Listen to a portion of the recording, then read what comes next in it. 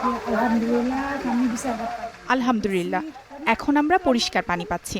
কারণ আমরা কাদামাটির ঘোলা পানি কোনো একটি পাত্রে কিছুক্ষণ রেখে সেই পানি দিয়েই রান্না করেছিলাম।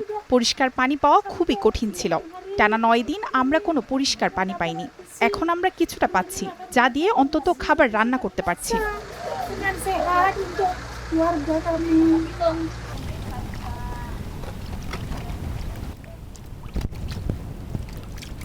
Bantuan-bantuan dari sanak saudara. আত্মীয় স্বজনরা আমাদের সাহায্য করেছে।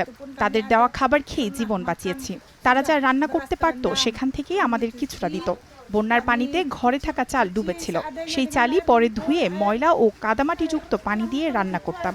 সেগুলোই ছিল আমাদের খাবার। Masak itulah yang kami makan walaupun